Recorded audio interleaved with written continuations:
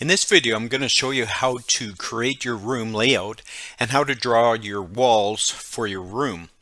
That will be the next step after you click on the continue from this measurement page. But first, I'll turn off the pre-fill option and then go ahead and click continue. For the room layout, you start with a blank sheet. Take note of the instructions to place the door opening at the bottom of the layout and also to start your front left wall at the bottom and to draw in a clockwise direction. To start your wall, move your mouse to the lower left and click.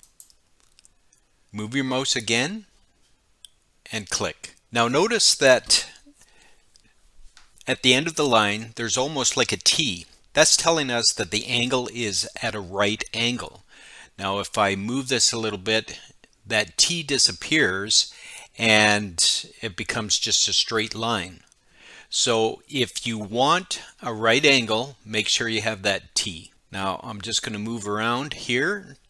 Now I'm more concerned about getting the wall on the screen and not so much about the measurements because I can change that later. If you make a mistake, you can always correct it by moving your mouse off the screen and click undo, and each corner will come off. So let's just finish off this wall.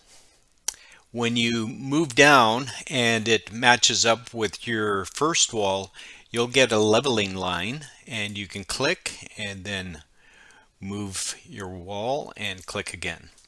Now when you're finished, you can either press escape or finish drawing. Just a reminder that when you use this tool, you should start in the lower left corner and work around in a clockwise fashion. Now these lines should always be on the outside of the walls.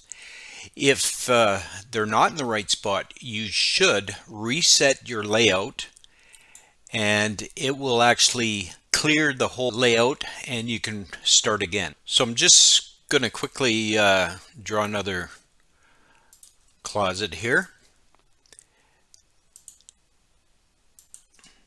and finish the drawing. Now as you can see, there's the wall measurements here, and this is where you want to put in the actual measurements. So let's go ahead and change these. Now there's the length of the wall in this column and also the angles in this other column. Now you need to make sure that you click the update measurements. You'll be able to see that all the measurements have now changed. Now this button up here, this zoom in and zoom out button, is for just that. And if the walls are too close to the side of the screen here, it's best to maybe zoom out a little bit so you've got a bit more space around the wall, and this will help to make it look a bit better in the next step.